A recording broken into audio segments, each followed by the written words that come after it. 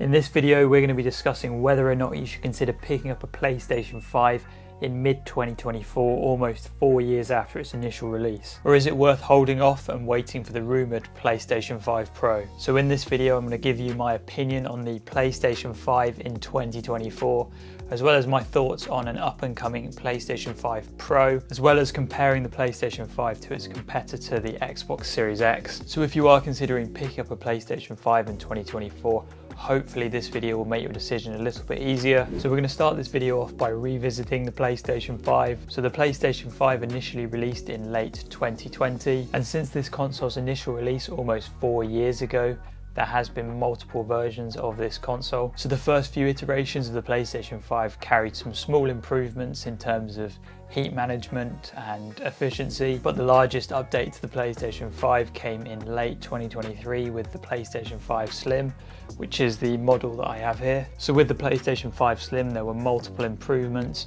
The most notable one being the size. This is actually significantly smaller than the original PlayStation 5. So that was a quick history lesson on the PlayStation 5. So we're now going to cover the hardware of this console. So if you are enjoying this video so far, be sure to hit that subscribe button.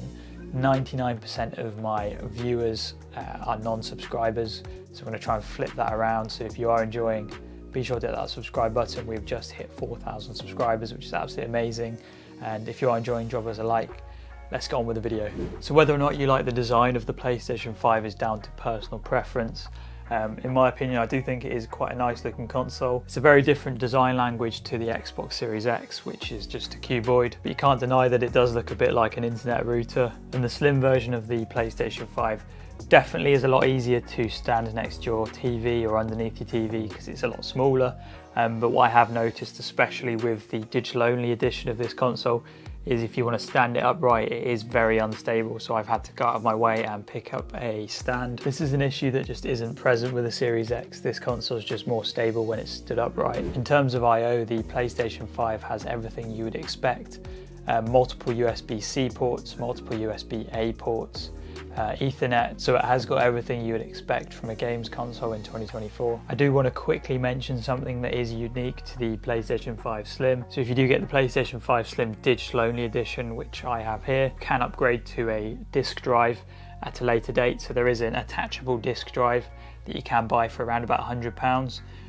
So if you do buy the digital only edition and then later down the line you decide that you want to play games from discs, then you can go out and purchase this modular disk drives. So that is a nice feature that Sony have decided to include with the slim models of the PlayStation 5. Now I do quickly want to cover the DualSense controller, which is the controller that comes with the PlayStation 5. So this opinion is going to be from the perspective of someone that has spent more time using the Xbox controller than the DualSense PlayStation controller. And my first encounter with the DualSense controller was when I got this PS5 about 2 months ago. And straight away I do want to say that I have been very impressed with this PS5 DualSense controller. So obviously they're both great controllers, but in my opinion I have a few reasons why I prefer the DualSense controller. The first reason being is that the haptic motors in this DualSense controller are so much better than the haptic motors in the Xbox controller. This controller is just able to produce a wider range of vibrations, which just makes the haptic motors on this controller way more satisfying. So my second reason for preferring the DualSense controller is the adaptive triggers.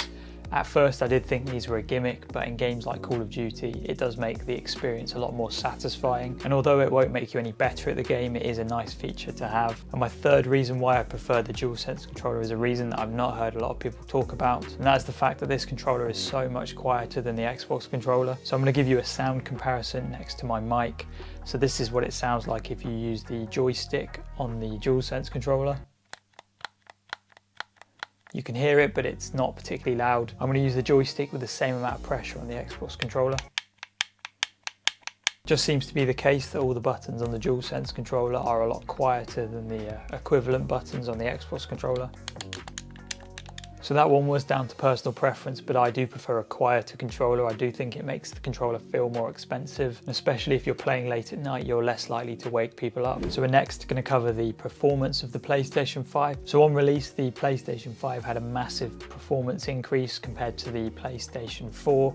But it was always slightly less powerful than the Xbox Series X, which was sort of marketed as the most powerful game console. But in 2024, they do tend to trade blows depending on the game. I wouldn't say that one console performs better than the other. I think in certain games you'll find that the Series X performs better, and then in other games the PlayStation 5 will perform better. And so from the perspective of someone that owns both a Series X and a PlayStation 5, I have been very happy with the performance of my PlayStation 5. I do think that it does perform very similar to the Series X, and there haven't been any scenarios where I've wished that the PlayStation 5 was more powerful. And this goes back to the question, should you wait for the PlayStation 5 Pro? Which I will be covering in more detail later on in the video. And I think that if you go with the PlayStation 5 Now rather than waiting for the PlayStation 5 Pro, I think you will be very happy with the performance of the PlayStation 5. I don't think that there are any games that this console struggles with. I've recently been playing God of War Ragnarok, and this game looks amazing, especially if you play it on a 4K HDR TV. Visually, this game looks really well, and the PlayStation 5 is able to run this game perfectly at a dynamic 4K and 60 frames per second. So in terms of the PS5 performance, I've had no issues so far. So we are now going to talk about the games that are available for the PlayStation 5, because that is the main reason you buy a games console. So as you probably already know, PlayStation are known for having some pretty decent story-driven exclusive games, and that is one of the main reasons why I decided to get a PlayStation 5 even though I owned an Xbox already. And in my opinion, there are enough exclusive PlayStation 5 games to justify the console to me, although many people online have been saying that the rate of exclusive releases has slowed down a little bit in 2024, but even though that may be the case, there still are a handful of exclusive games to enjoy on this console. The PlayStation 5 also supports backwards compatibility for PS4 games, and for certain PS4 games there is actually an improvement in visual quality and frame rate. For example, the 2018 God of War, which originally released for the PlayStation 4, ran at 1080p 30 frames per second on the PlayStation 4, but if you play that same game on the PlayStation 5, it now runs at 4K 60, so there is an improvement in some PS4 games in backwards compatibility mode. But it is worth mentioning that the backwards compatibility on the PlayStation 5 is not quite as good as the backwards compatibility on the Xbox side of things. PlayStation 3, PlayStation 2 and PlayStation 1 games are not backwards compatible on the PS5. You are able to play them through streaming, but it is worth pointing out that the PS5 is not properly backwards compatible with the older PlayStation consoles. Whereas if you compare that to the Xbox side of things, the Series X, Series S is backwards compatible with pretty much every generation of Xbox. Something else that I do want to mention is the PlayStation game catalogue, and this is a catalogue of games that you can access if you subscribe to PlayStation Plus Premium, I believe. And this is very similar to the concept of Game Pass on the Xbox side of things. So if you're in a position where you were put off getting a PlayStation because you liked the idea of Game Pass, I do want to say, as someone that's new to the game catalogue, the PlayStation game catalogue is actually pretty good. It has a lot of exclusives, so games such as the 2018 God of War, Spider-Man, Ratchet & Clank, Demon's Souls Remastered, and many other games, including a lot of the Assassin's Creed games, are all available on this game catalogue. So in my opinion, the game catalogue isn't quite as good as Game Pass. I think there are more games on Game Pass, but it has been a fairly good service that I would kind of urge you to have a look at if you are considering getting a PlayStation 5. So I do quickly want to cover the accessories that you can get with the PlayStation 5. The first being the second generation VR headset, or the PlayStation VR. From what I've heard, it is actually a decent quality VR headset, and if you pair it with a PlayStation 5, it is a much cheaper way to get into VR when compared to the PC side of things. The other exclusive accessory to the PlayStation 5 is the new PlayStation Portable, which you've probably already seen. It's a PlayStation 5 controller with a screen in the middle. I do think that this device is a bit of a gimmick because it just allows for game streaming, which is something you can do on the Xbox side of things with your smartphone, so it's not something that you need this specific hardware to do. But if it is something that you are interested in, it's only available on the PlayStation side of things. So finally, I'm going to cover my thoughts on the rumoured up-and-coming PlayStation 5 Pro. So first of all, I don't believe that Sony have confirmed the release date for the PlayStation 5 Pro, but it would make sense because about 4 years after the release of the PlayStation 4, they did release the PlayStation 4 Pro, and essentially it is just rumoured to be a more powerful version of the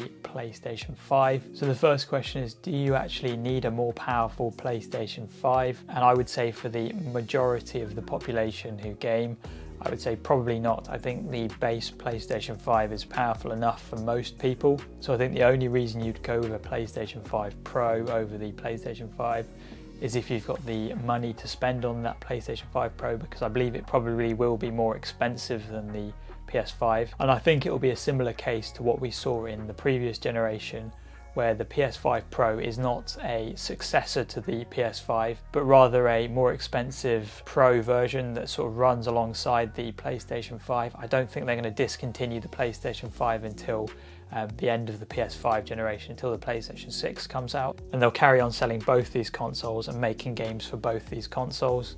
And I think the only people that will benefit from a PlayStation 5 Pro is if you've got a 4K 120Hz display.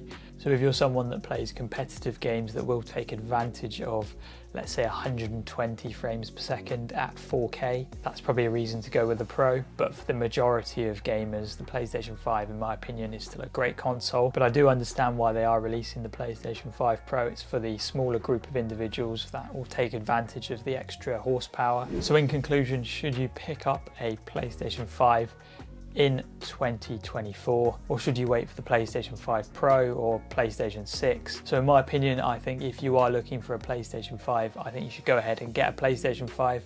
The model of PlayStation 5 to go for is the PlayStation 5 Slim. I think the PlayStation 5 Slim has enough improvements over the original PlayStation 5 to make it the console of choice. It's smaller, lighter, and it has more storage.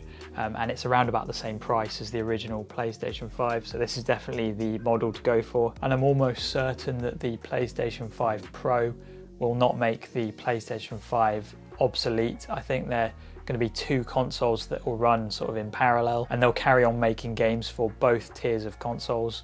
Obviously the PlayStation 5 Pro will have slightly higher resolutions and higher frame rates. So hopefully you've enjoyed this video on whether or not you should pick up a PlayStation 5 in mid-2024. If you have enjoyed, be sure to hit that subscribe button. We've just hit 4,000 subscribers, which is absolutely amazing. Don't forget to drop us a like and let me know in the comment section below whether or not you'll be upgrading to the PlayStation 5 Pro when it comes out, or just sticking to the base PlayStation 5. And I'll see everyone in my next video.